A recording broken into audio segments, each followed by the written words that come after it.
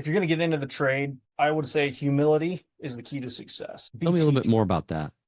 So just be teachable. You could be, and I know guys that are really good at their jobs. They turn in jobs at a really good time and stuff, but these guys are also extremely humble. They are teachable because nobody's ever going to know everything there is to know about an elevator or Right. how things work, because we're constantly coming out with new technology, new procedures and methods to do stuff.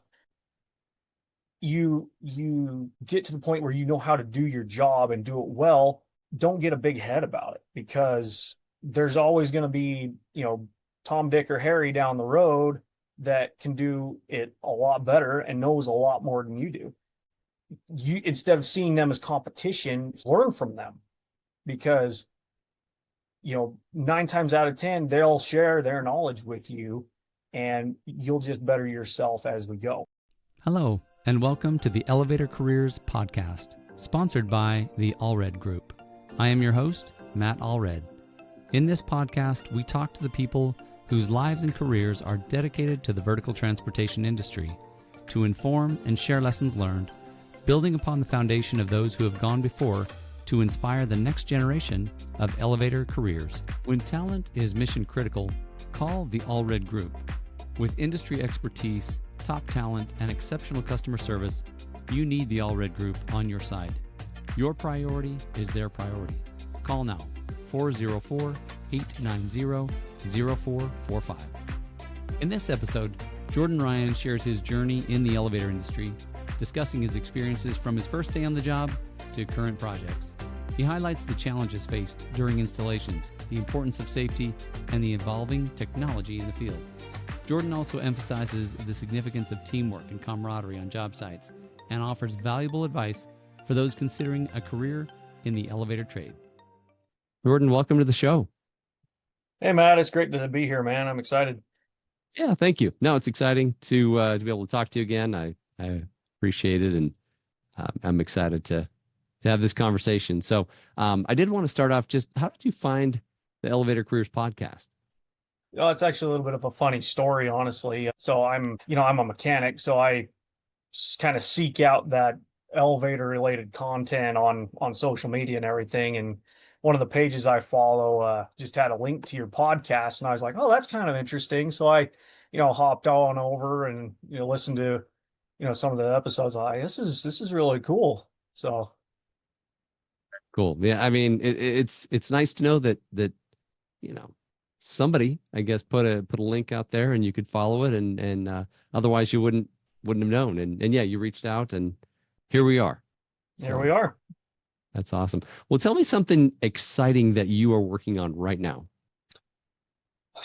Well, I'm currently doing a duplex set up in Lehi, Utah.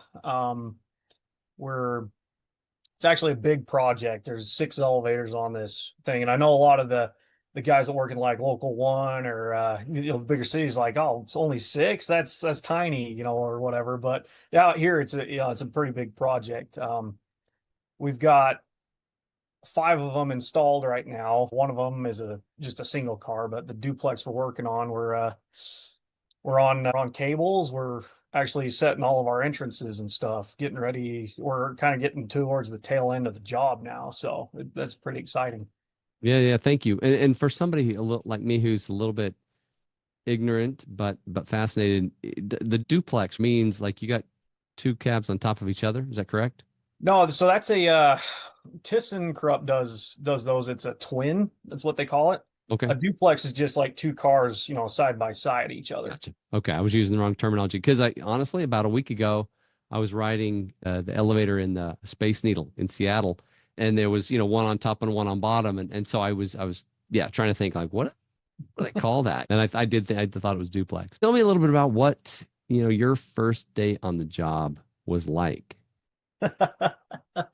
I'll tell you, the first day, that was definitely a day I'll never forget. So I'd only been in the trade for like literally 20 minutes. I pulled up to a storage unit in South Jordan, Utah, and we were installing the hydraulic elevator. It was a 3-stage jack twin post system, and it was like, I think memory serves, it was 4 stops. And so we went in, we were setting jacks and stuff that first day. And my mechanic at the time, he was actually a temporary mechanic. He told me, okay, we're going to drain the oil out of the jacks. And yeah, I was like, okay. So, we hooked a shut off valve onto them and everything. We drained all the residual oil that they pack in there for shipping so that the piston doesn't rust. So, Hmm. and we drained it all out. It got to where it was just dropping every little bit once in a while. And so we shut it off, got the jacks all set. And then my mechanic, he's like, okay, I want you to take the tin snips and go cut the banding around the pistons. So, trying to be a good apprentice, do what I'm told, I cut the banding. Unbeknownst to me, and I learned this later on down the road, we should have built the oil line first. And we went to crack those Vicks open to build the oil line, and just oil came flooding out of both jacks. And But he's cussing up a storm. I'm bringing in 55-gallon trash cans full of dirt just to sop all this up. And at one oh point, wow. he'd gotten so mad he like loosened off or tightened one of the Vicks up, and he actually threw the half-inch impact out of the hoistway, and it shot Hmm. right past my head and embedded in the sheetrock in the hall. Oh my gosh. I remember thinking to myself, I'm like, what in the Sam heck did I get myself into?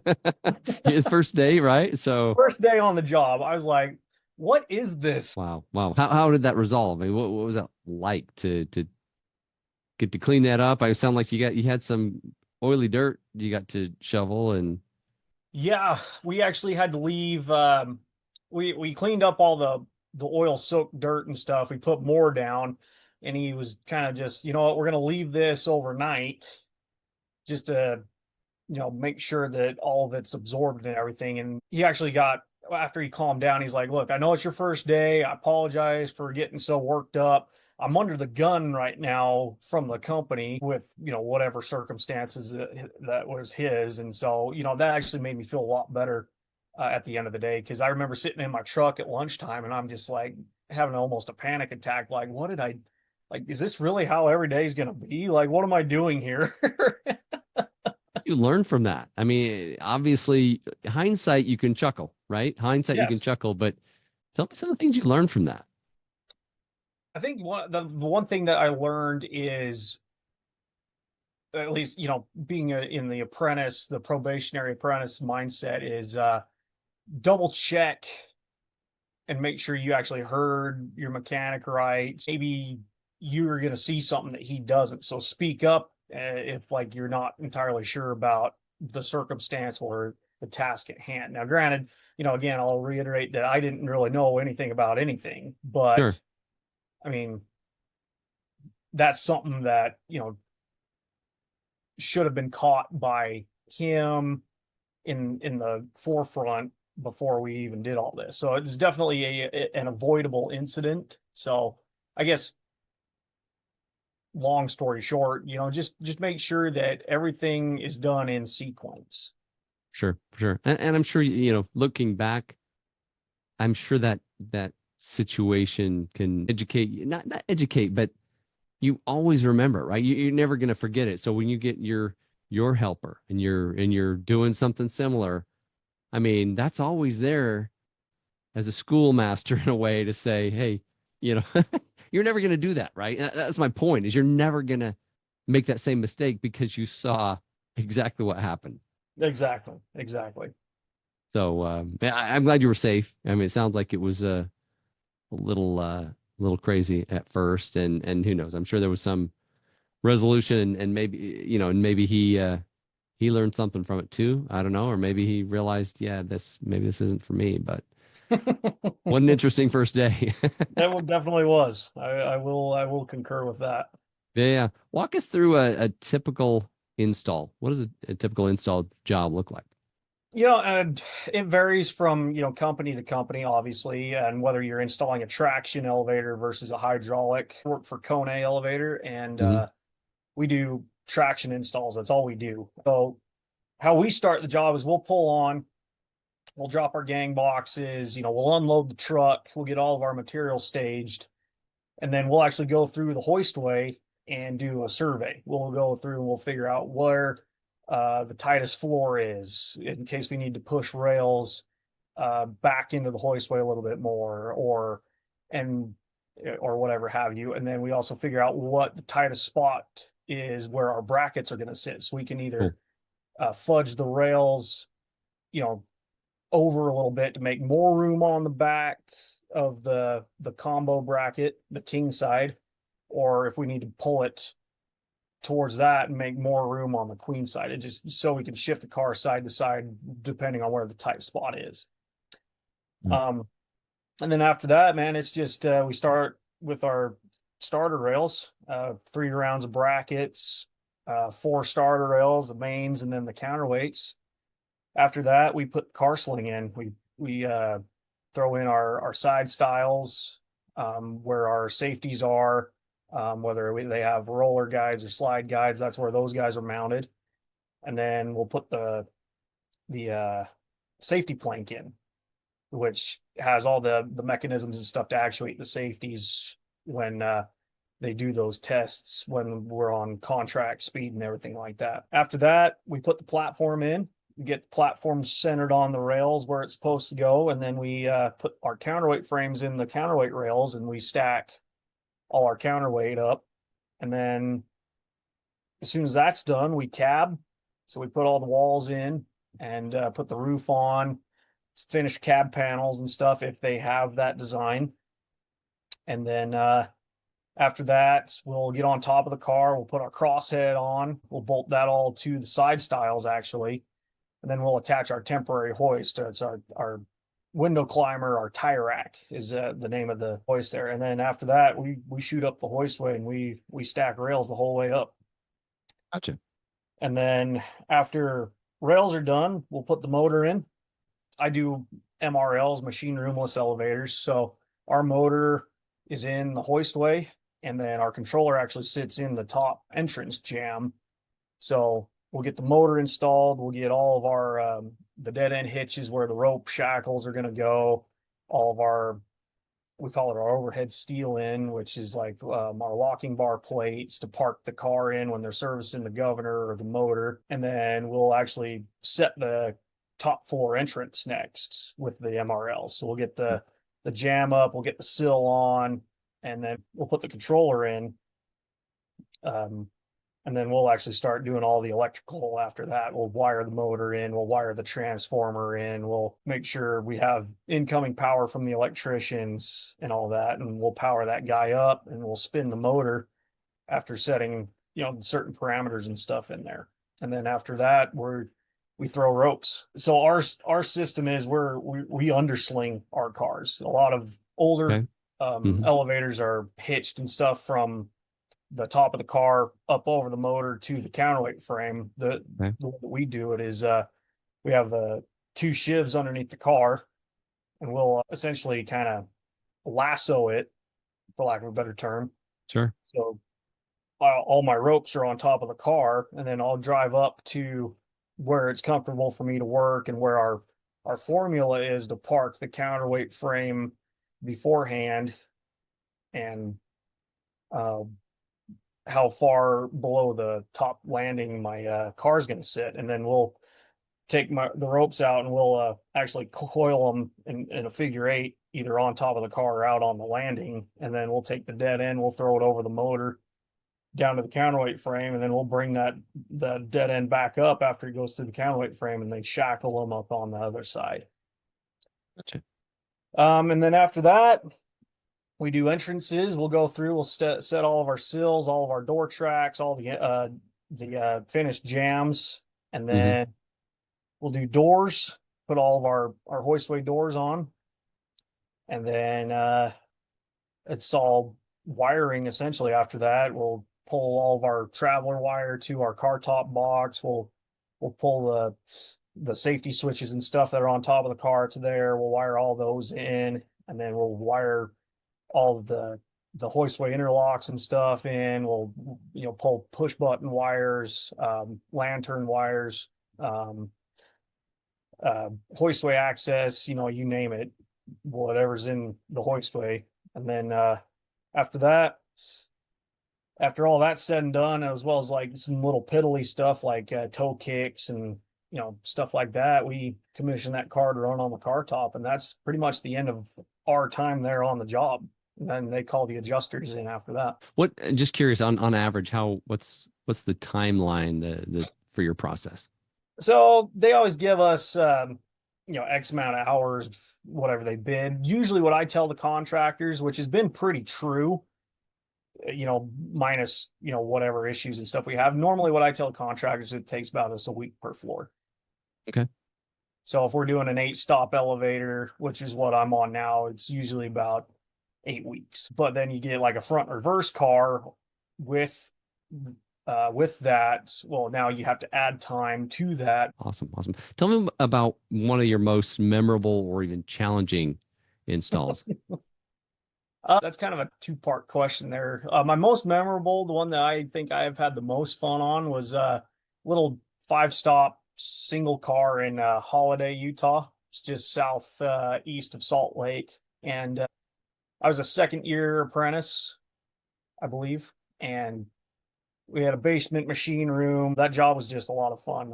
I worked really well with the mechanic. We were able to, our personalities clicked pretty well, so we were able to have a lot of fun. We goofed off while we worked, obviously. So it just you get those mechanics that you click really well with them, and it just makes the job just that much more fun, because then you can just cut loose. And I've always heard, you're not having fun at work, go home. Right. Cool. So that was the funnest. So, but you said there's a two-part to that. Yeah. So my most challenging, I think, honestly, is this job site I'm working on here in Lehigh. Just from the get-go, I feel like we were kind of set up to fail, not really on our company side of it as much as the contractor. They didn't build my hoistway to spec. I had rear entrances where my rough opening was too small. I couldn't get my entrances in without having to have them cut concrete. I had to have them chip the counterweight wall out, actually, about an inch, just to maintain my 2-inch running clearance for my counterweights by code. Right. From level 2 all the way to 7. My hoistways were just too small in general. So instead of being straight, the back wall ended up diving in, a good inch and a half. And so we had to go through and cut all the landing floors back wider as well to make sure all of our equipment fit. And, that's not just for the first duplex we did, but it was also for the second duplex we did as well. When a contractor doesn't build your stuff to spec and then they throw a fit about it, it's like, look, dude, like, I'm not a miracle worker. Give me space to work in, right? They've kind of constrained you, and it's like, no, you're going to have to cut walls or blow them up and start over or something. Because I dreamt about that a little bit with this job, I won't lie, but here's the problem. Here's how we're going to fix it. I'm not trying to screw you guys over or anything. It's like, here's the problem, and I've got the solution. Well, and it's got to be plumb, right? I mean, if the wall's curving in, okay, we're going to have to move this thing over. It's like, obviously it's costing him money, but he's the one that screwed up in the first place. Exactly. You didn't cause the problem. You're just there to show him his problem. It sounds like you're in the middle of that one right now. So are there any other issues that have come up since those initial measurements, or? Thankfully, no. I mean, we've had some minor issues with parts, and some things got sent out from the factory that were too big, or whatever, but we've been able to kind of, I don't want to say reverse engineer, but we've essentially been able to figure out how to make stuff work, and or just completely replace those parts, or whatever have you. But other than that, the major issues and stuff, we're actually sailing pretty smooth right now, thankfully. Good. That's great. I mean, you had to get a little creative, had to make things work. Hey everyone, thank you for listening. This is Matt with a brief message from our sponsor. The AllredGroup has been recruiting elevator industry talent for over 14 years.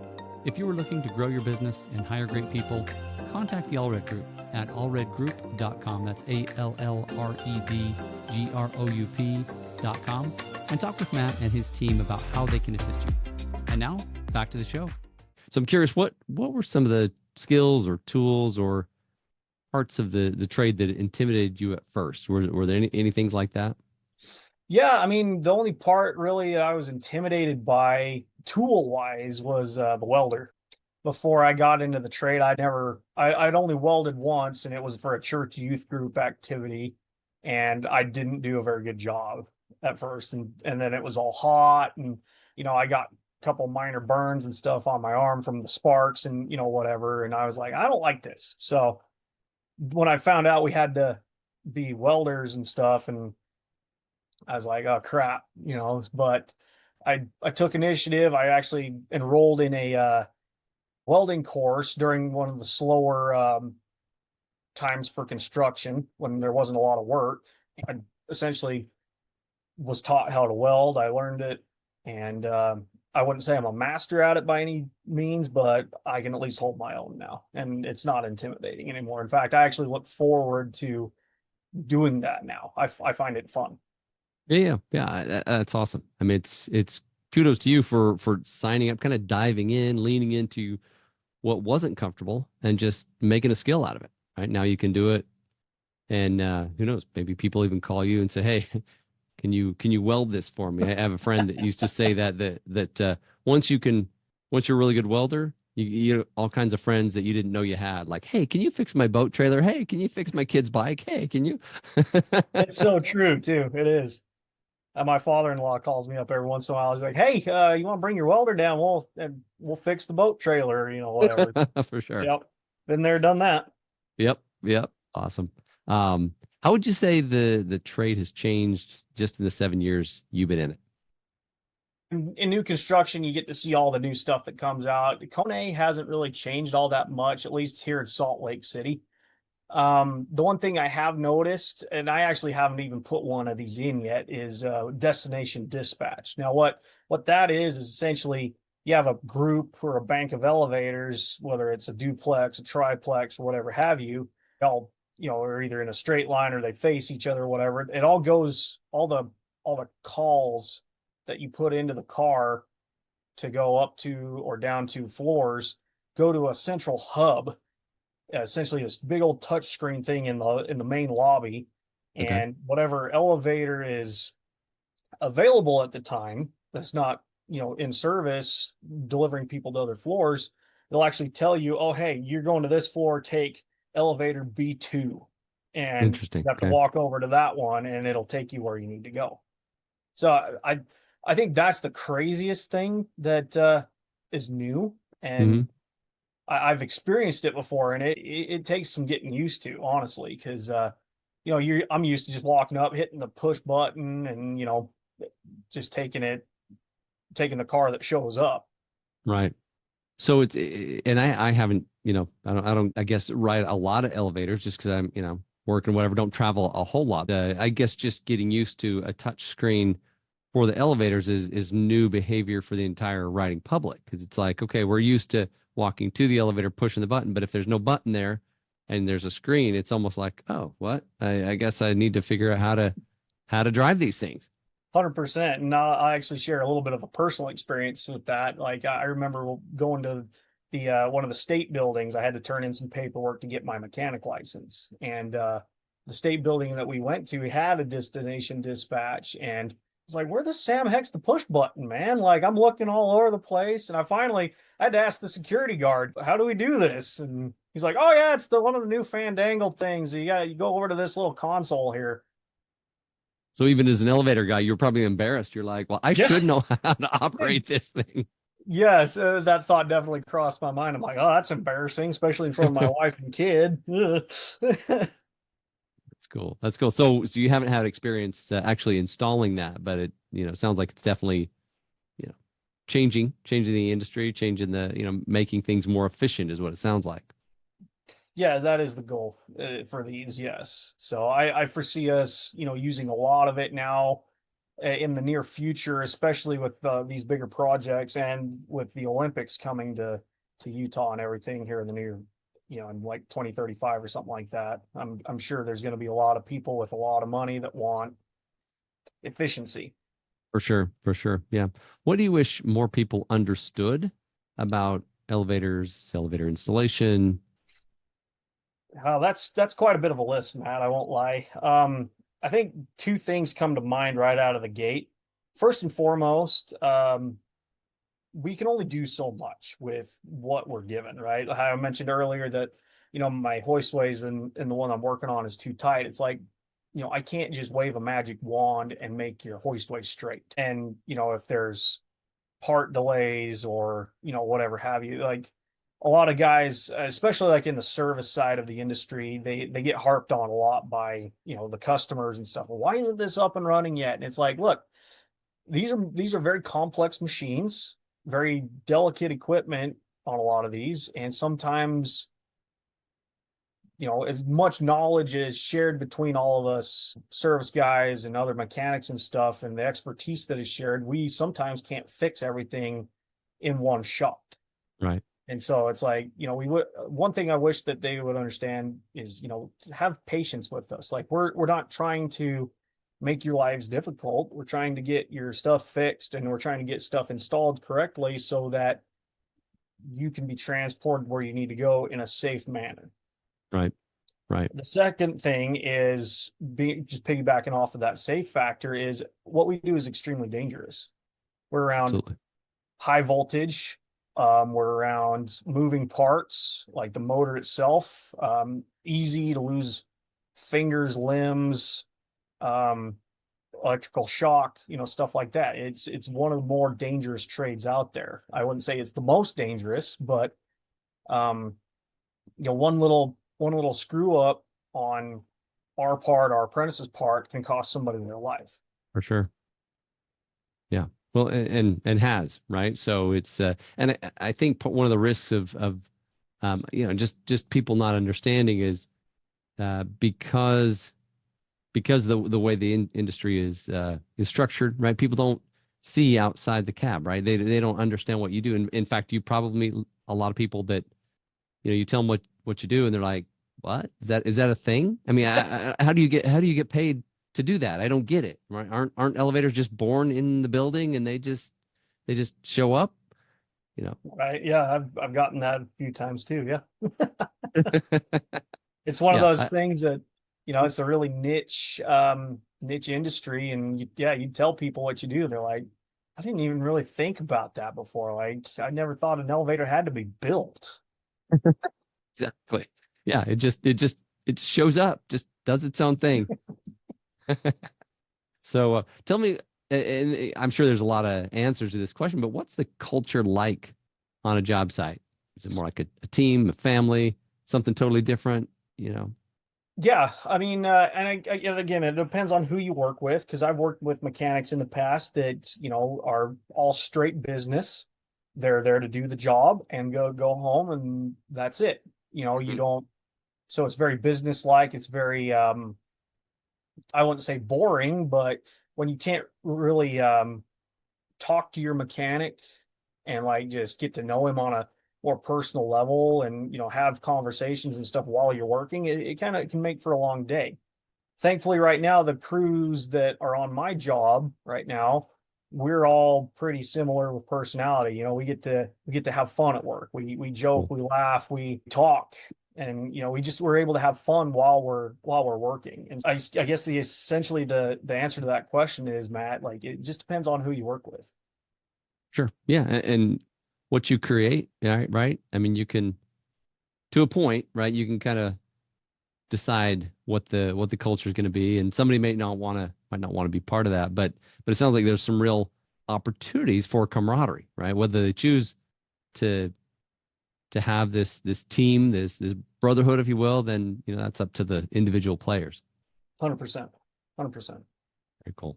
Well, Jordan, we're getting close on our time. I just wanted to end with this last question, which is, if someone is listening, thinking about maybe joining the trade, what advice would you give them? I mean, I got a little bit of a list with that one too, but I think there's two key points to that I'd like to share with the listeners out there. It's if you're going to get into the trade, I would say humility is the key to success.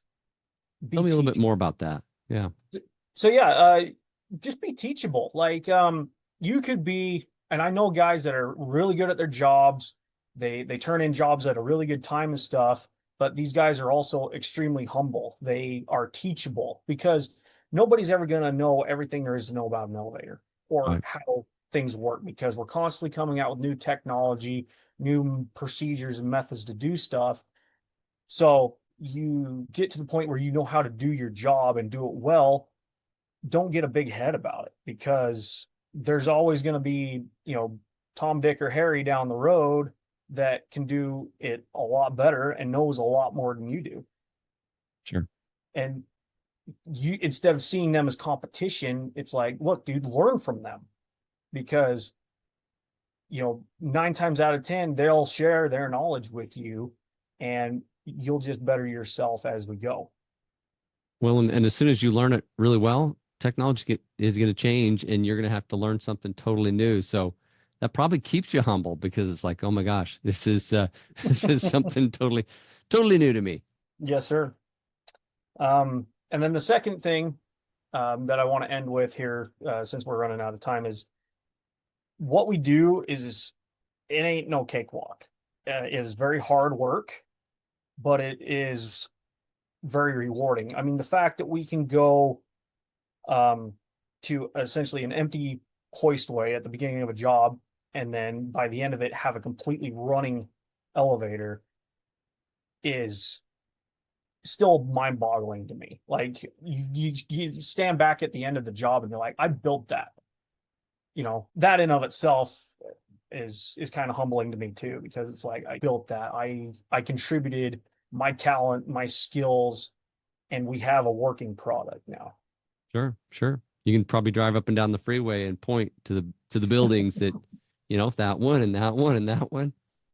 Yeah, for sure. And I've done that with my wife numerous times. She gets so annoyed. She's like, "Oh, I've heard this before." It's like, I'm sorry. I take pride in my work.